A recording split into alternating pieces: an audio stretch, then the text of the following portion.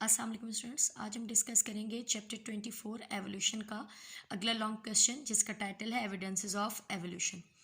हम इससे पहले डिस्कस कर चुके हैं एवोल्यूशन की डेफिनेशन, डार्विन का वर्क, उसकी हिस्ट्री। इसके बाद डार्विन की थ्योरी हम पढ़ चुके हैं जिसे हम ओरिजिन ऑफ स्पीशी या थ्योरी ऑफ नेचुरल सिलेक्शन भी कहते हैं। अब मौजूदा दौर में जो डार्विन का वर्क है हम उसे ऐड कर चुके हैं डिफरेंट फील्ड के साथ, ख़ास तौर पर जेनेटिक्स के साथ। और अब वो किस फॉर्म में है, अब उसकी फॉर्मेशन या उसका टाइटल है नियो डार्विनिज्म। इसके बाद अब हम डिस्कस करेंगे, हम देखेंगे कि एवोल्यूशन जो एक प्रोसेस है, ठीक है, कॉन्टिन्यूस प्रोसेस है, क्या उसके कुछ एविडेंसेस भी मौजूद हैं या नहीं। तो एविडेंसेस यहाँ हमें 5 तरह की फील्ड हैं जो हमें हेल्प करेंगी: biogeography, fossil record, comparative anatomy, embryology और मॉलिक्यूलर बायोलॉजी। स्टूडेंट्स, इस लेक्चर में हम दो एविडेंसेस को डिस्कस करेंगे, बायोजियोग्राफी और फॉसल रिकॉर्ड। ये ही दोनों मोस्ट इंपॉर्टेंट हैं। सबसे पहले बायोजियोग्राफी। तो bio means life, geo means earth, graphy means distribution. Earth पर डिफरेंट एरियाज में जो लाइफ की डिस्ट्रीब्यूशन है उसी को कहा जाता है बायोजियोग्राफी। अब आपको पता है कि हमारी ज़मीन पर 70% बेटा वाटर मौजूद है और 30% मौजूद है लैंड, यानी कि टेरेस्ट्रियल लैंड या खुश्की का इलाका जिसे हम कहते हैं। और ये जितना भी 30% है ये एक साथ मौजूद नहीं है, छोटे छोटे टुकड़ों में या पीसेस में मौजूद है जिसे हम कहते हैं कॉन्टिनेंट। रिसर्च करने से हमें पता चलता है कि हर कॉन्टिनेंट पर, डिफरेंट कॉन्टिनेंट्स पर जो स्पीशीज़ हैं वो बिल्कुल डिफरेंट हैं। ये इसका रीज़न क्या है स्टूडेंट्स? इसका रीज़न है इन्वायरमेंटल फैक्टर। लाइक अगर हम एग्जांपल लेते हैं ह्यूमन बीइंग की और डिफरेंट कॉन्टिनेंट में हम देखते हैं हमारे पास नंबर ऑफ क्रोमोसोम भी सेम है, हमारे पास जितने करेक्टर्स हैं वो भी, जितने कॉन्टिनेंट्स पर ह्यूमन बीइंग या होमो सैपियंस मौजूद हैं वो बिल्कुल सेम तरह के नंबर ऑफ क्रोमोसोम रखते हैं, लेकिन फिर भी उनकी अपीयरेंस डिफरेंट है। अब ये किस तरह से हम इसे रिलेट कर सकते हैं एवोल्यूशन के साथ?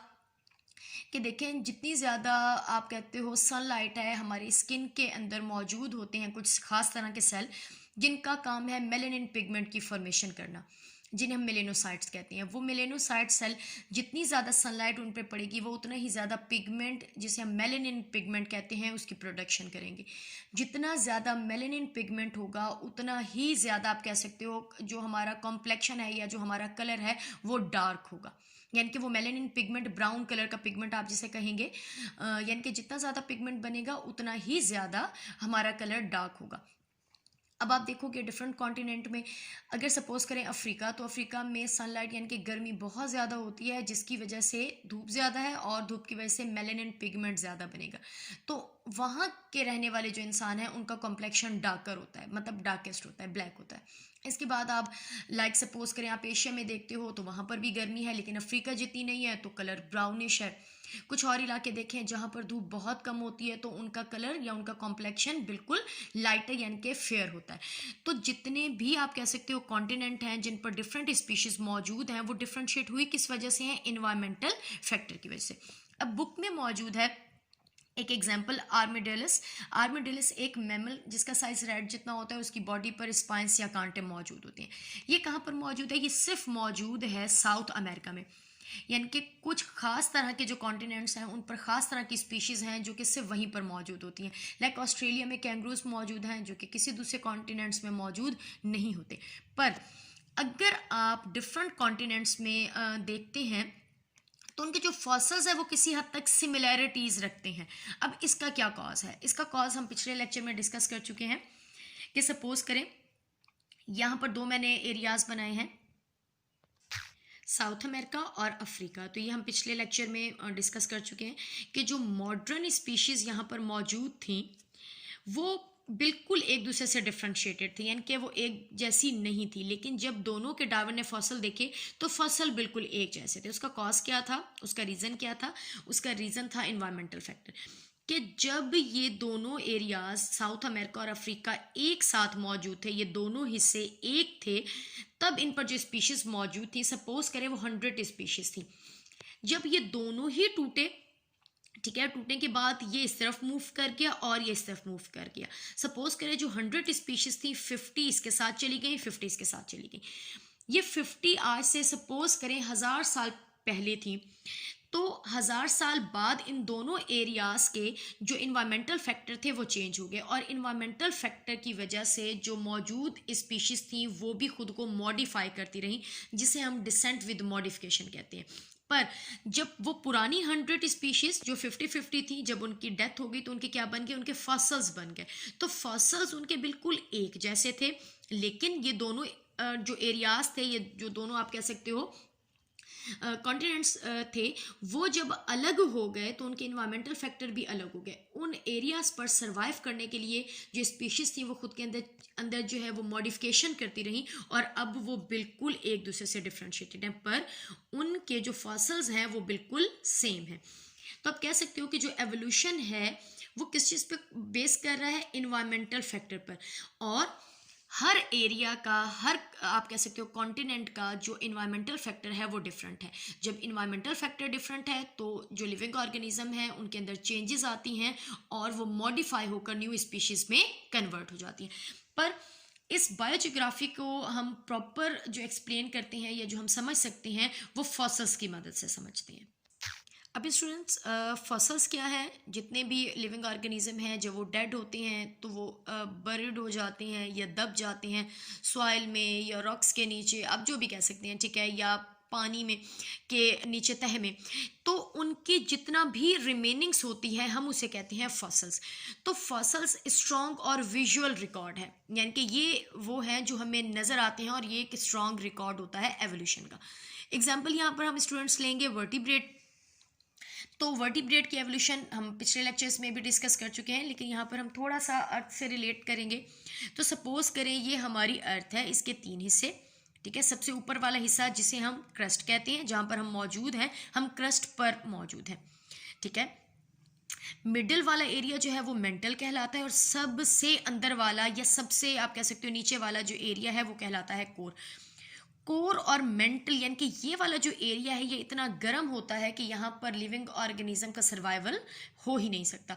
तो हम कहाँ पर रहते हैं, हम क्रस्ट पर हैं या फिर क्रस्ट के नीचे की तरफ और मेंटल के ऊपर की तरफ। यानी कि ये जो एरिया है यहाँ पर कुछ माइक्रोब्स मौजूद होते हैं, ठीक है, यानी कि बैक्टीरिया और वायरस यहाँ पर हैं, कुछ फंजाई मौजूद होती है।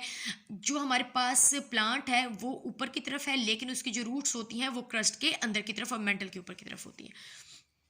अब सपोज करें ये वाला जो हिस्सा है, ठीक है, अब जितने लिविंग ऑर्गेनिज्म हैं जब वो डेड हो जाते हैं तो इसी हिस्से में आ जाते हैं, इसी हिस्से में दब जाते हैं।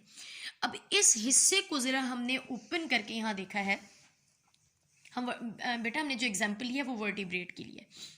अब इस हिस्से को जब देखा गया, खोदा गया, ठीक है, जो भी साइंटिस्ट वहाँ पे काम कर रहे थे, तो सबसे नीचे क्या मिला, सबसे नीचे मिली हैं फिशेस। यानी कि जो फॉसल मिले हैं वो किसके फॉसल मिले हैं, फिश के फॉसल मिले। एम्फीबियन, रेप्टाइल, बर्ड्स, मैमल कुछ भी उस जगह पर नीचे की तरफ मौजूद नहीं था। इससे ऊपर वाली लेयर को जब देखा गया तो वहाँ पर मौजूद है फिशेस और एम्फीबियन, यानी कि फिश भी मौजूद थी और फिश ने अराइज कर दिए थे एम्फीबियन। उससे ऊपर वाली लेयर जब हमने देखी क्रस्ट की तो फिशेस के फॉसल भी मिले, एम्फीबियन के भी मिले और रेप्टाइल के भी मिले, ठीक है। इससे ऊपर वाली जब हमने लेयर देखी, यानी कि ये वाला रीजन जो अब हमारे करीब है, क्रस्ट के करीब है, वहाँ पर फिशेस के भी मिले, एम्फीबियन के भी, रेप्टाइल के भी, बर्ड्स के भी और मैमल्स के भी। इससे ये साबित होता है कि फिशेस ने अराइज किया एम्फीबियन को, एम्फीबियन ने अराइज किया रेप्टाइल्स को, रेप्टाइल ने अराइज किया बर्ड्स और मैमल्स को।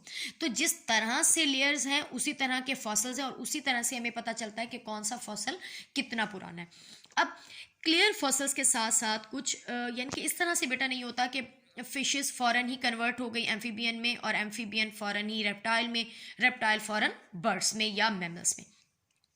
पर इन दोनों के दरमियान कुछ इंटरमीडिएट ऑर्गेनिज्म भी मिले, ठीक है, लाइक जिसकी एग्जांपल हम यहाँ ले रहे हैं आर्चियोप्टेरिक्स। आर्चियोप्टेरिक्स क्या है बेटा, इसके बारे में हम पिछली क्लासेस में भी डिस्कस कर चुके हैं। आर्चियोप्टेरिक्स एक ऐसा फॉसल जो साबित कर रहा था रेप्टाइल और बर्ड्स के इंटरमीडिएट ऑर्गेनिज्म को, ठीक है, यानी कि ऐसा नहीं पॉसिबल कि रेप्टाइल बिल्कुल एक्यूरेट बर्ड में कन्वर्ट हो गए हो, बल्कि इन दोनों के दरमियान एक इंटरमीडिएट फॉसल भी बना जो कि हमें मिला आर्चियोप्टेरिक्स। अब आर्चियोप्टेरिक्स इसका साइज बच्चों कितना था, एक नॉर्मल आप कह सकते हो कि रेप्टाइल जितना इसका साइज था, क्रो जितना सॉरी साइज था, ठीक है। उसके पास रेप्टाइल की तरह डिजिट्स नहीं बल्कि उसके पास विंग्स मौजूद थी, ठीक। और उसकी जो बीक यानी कि जो चोंच थी उसके अंदर या माउथ में उसके टीथ मौजूद थे। ये किसका कैरेक्टर था? ये रेप्टाइल का कैरेक्टर था। बर्ड्स के पास टीथ मौजूद नहीं होते। और बर्ड्स का कौन सा कैरेक्टर था? उनके पास विंग्स मौजूद थे, ठीक है। तो इस तरह के जो फॉसल्स हैं वो साबित करते हैं कि एवोल्यूशन पॉसिबल है और एवोल्यूशन कॉन्टिन्यू भी है।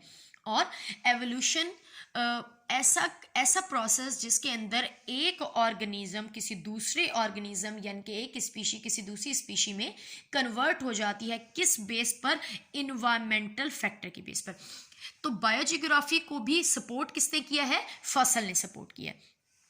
अब ये था वर्टिब्रेट का, यानी कि जस्ट हमने देखा है फिश का।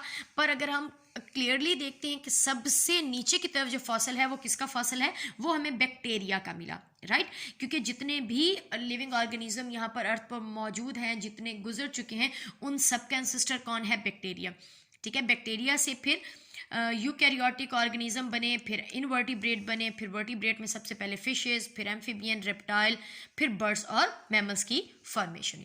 तो बच्चों यहाँ पर हमने डिस्कस किए हैं अब सिर्फ दो ही एविडेंस, बायोजियोग्राफी और फॉसल रिकॉर्ड। बाकी जो तीन तरह के यानी कि comparative anatomy, comparative embryology, molecular biology, ये हम डिस्कस करेंगे इंशाल्लाह अपने नेक्स्ट लेक्चर में।